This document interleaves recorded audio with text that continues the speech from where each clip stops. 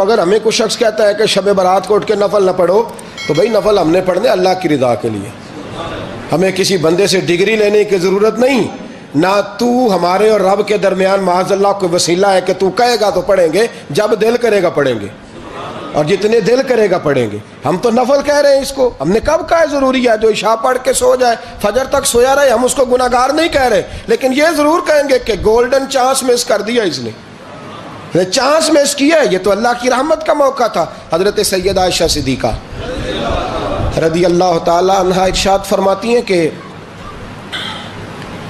شعبان کی 15ویں رات تھی، یعنی شب برات کی رات، فرماتی ہیں شعبان کی 15ویں رات تھی، میں نے اچانک نظر ڈالی تو حضور میرے بستر میں تھے، پھر میری نظر پڑی تو حضور نہیں تھے، میرے دل میں گمان آیا، خیال آیا کہ شاید کسی اور زوجہ کی طرف حضور کا میلان تباہ ہو گیا ہو، وہاں تشریف لے گئے ہوں۔ فرماتی میں اٹھی باہر گئی تو نبی کریم علیہ السلام جنت البقیع میں تھے، قریب ایک جگہ پہ حضور دعائیں مانگ رہے تھے۔ فرماتے میں گیا تو حضور فرمانے لگے ابو بکر کی بیٹی تو نے کیا گمان کیا کہ اللہ کا رسول تیری حق تلفی کرے گا؟ عرض کی حضور آپ مالک ہیں، کہیں اور جانا چاہیں تو میری طرف سے پابندی نہیں۔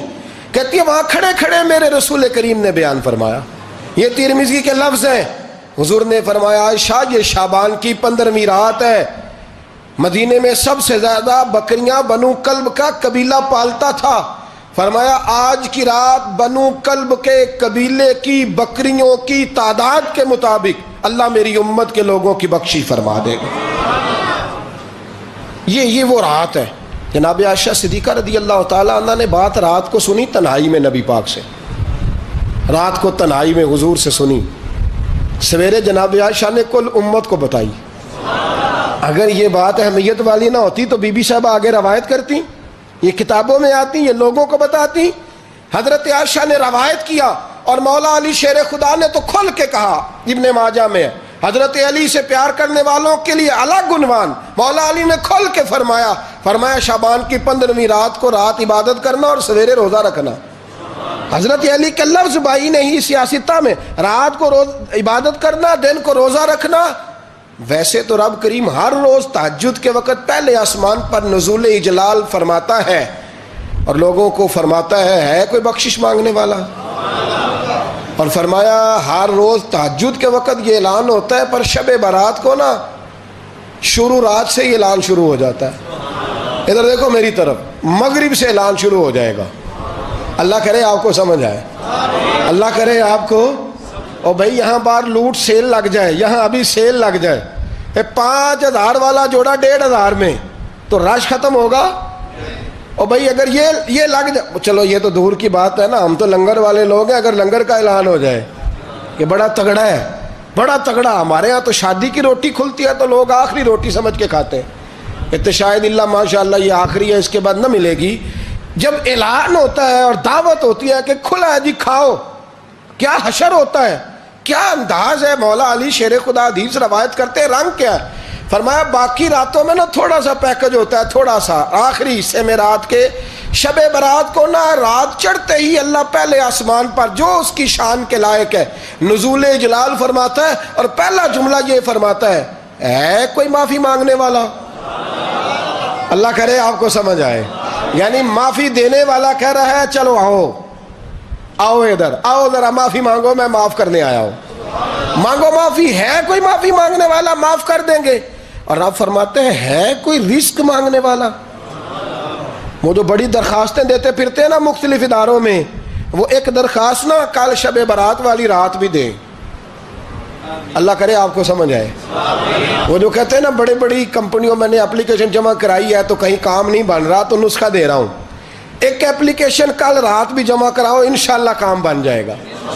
اور میں نہیں کہہ رہا، مولا علی شیر خدا فرما رہے ہیں، اور وہ خود نہیں فرما رہے، وہ نبی پاک کا فرمان نقل کر رہے ہیں، اور وہ رسول اللہ صلی اللہ علیہ وسلم کی بات نہیں بیان کر رہے، وہ کہتے ہیں رب فرماتا ہے کوئی روزی مانگنے والا؟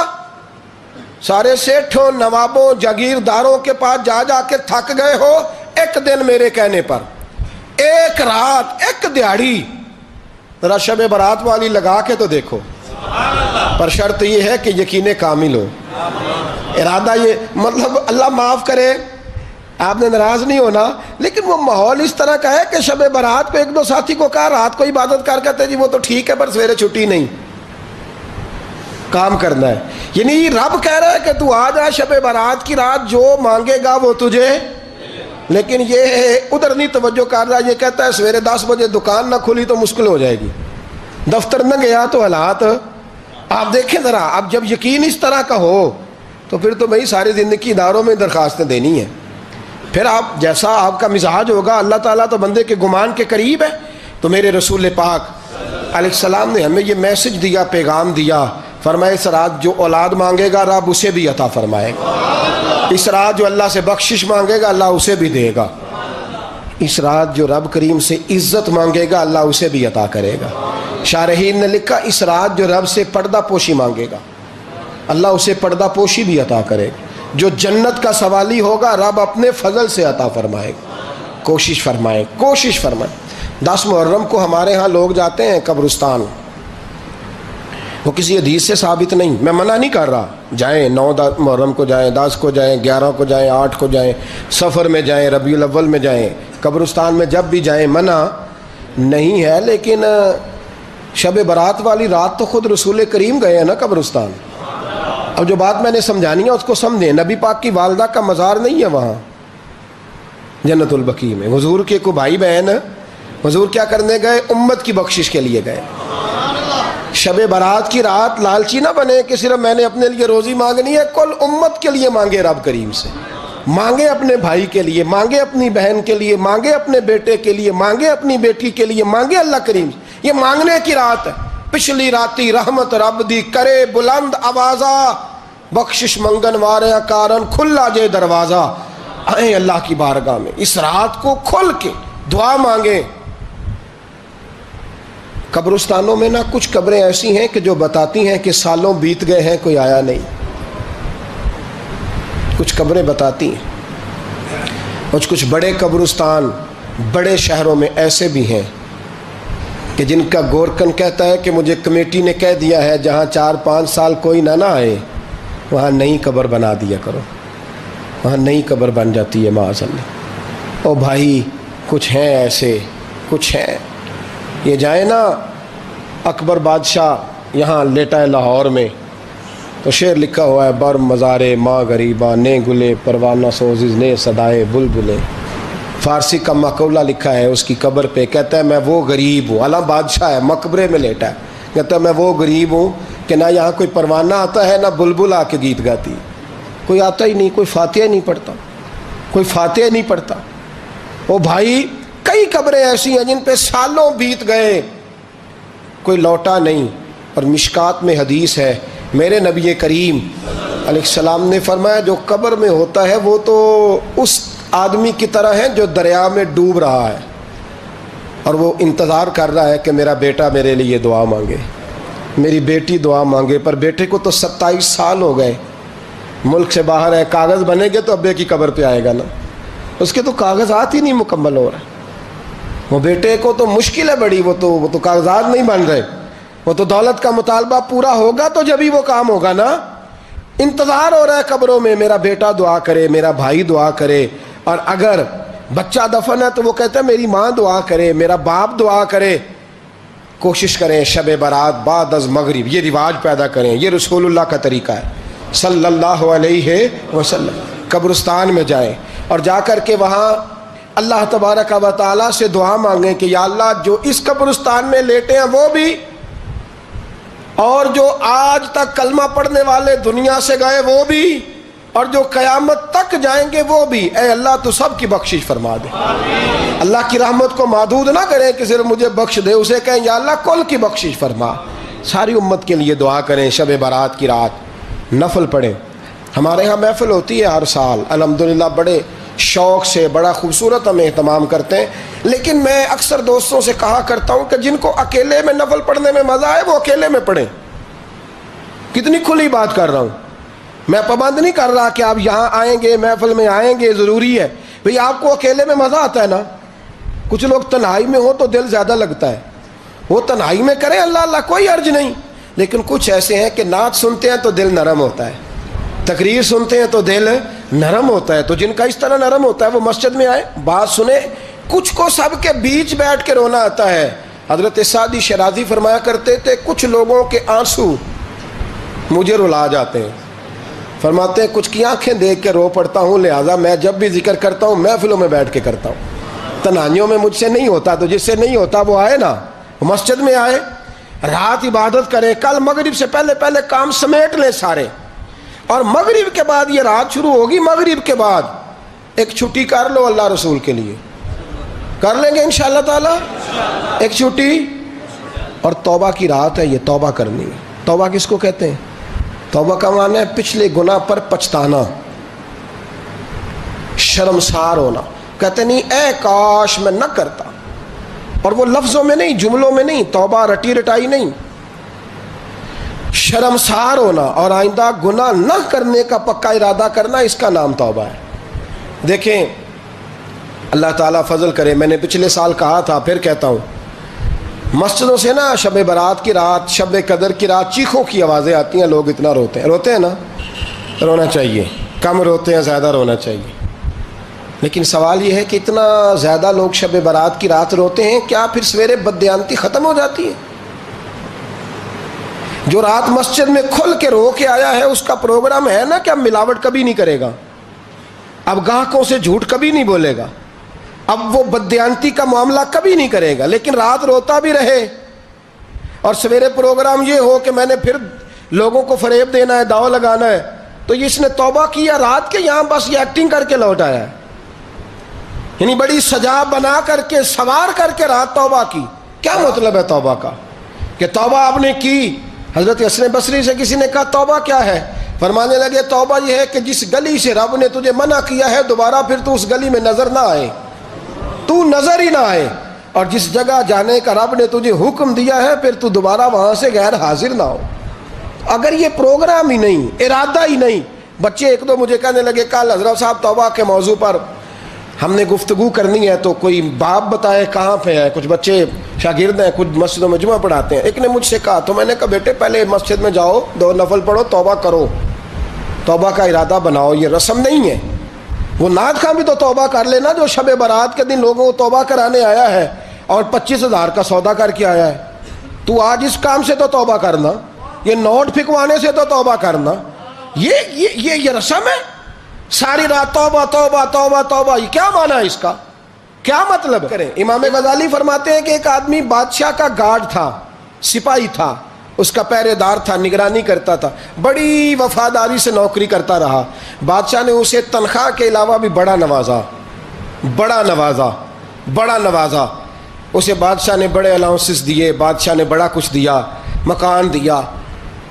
کچھ سالوں کے بعد بادشاہ کو پتا چلا کہ یہ میرے لیے نہیں آتا تھا, اس کی تو میری کنیز پر نظر تھی, اس نے تو رات کی ڈیوٹی اس لیے لگوائی تھی کہ کنیز پر نظر تھی. تو امام فرماتے ہیں کہ بتاؤ پھر وہ بادشاہ اس کے ساتھ کیا سلوک کرے گا؟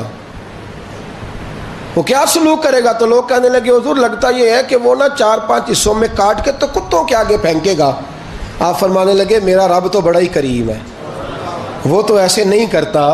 لیکن بتلاؤ اگر اسے پتہ چلے کہ یہ رسم کے لیے آیا ہے, اس کی تو نظر ہی مال پہ ہے, یہ تو سویرے بدلے گا نہیں, یہ تو دھوکہ دے رہا ہے, یہ تو توبہ کرنے آیا ہی نہیں, اس نے تو ڈھونگ رچایا ہے, اسے تو پہلے سے خبر ہے. تو پھر تم کیا امید رکھتے ہو؟ پھر کیا رویہ رکھتے ہو؟ شب برات کی رات دھاڑے مار مار کے رونا اور صبح اسی طرح دھوکہ دینا, اسی طرح فریب کرنا, اسی طرح جھوٹ بولنا, اسی طرح بددیانتی کرنا, اسی طرح لوگوں کو لوٹنا. تو یہ رسم نہیں ہے توبہ. توبہ تو بدل جانے کا نام ہے, توبہ تو پھر سنور جانے کا نام ہے. توبہ تو اس طرح ہے جس طرح حضرت ابراہیم ابن ادھم نے کی تھی. وقت کے بادشاہ تھے بادشاہ, جب توبہ کی تو پھر ہر چیز چھوڑ دی, پھر مال لوگوں میں بانٹ دیا اور پھر ٹاٹ کا لباس پہن کر زندگی گزاری. لوگوں نے کہا حضور یہ تبدیلی ہے. فرمایا تبدیلی نہیں, یہ میری توبہ ہے, یہ میری توبہ ہے. جب توبہ کی تو پھر بدل کے کی, جب توبہ کی تو پھر تبدیل کیا آپ نے. یہ کیا توبہ ہوئی؟ ساری رات روتے رہے, سویرے دکان پہ جا کے پھر قسم اٹھائی کہ مجھے تو پڑتا ہی 11,000 کا ہے. یہ توبہ ہے؟ تو آپ نے اور میں نے توبہ کرنی ہے تو انشاءاللہ تعالیٰ اس طرح کرنی ہے کہ پھر 15ویں شعبان کو بدل جائے.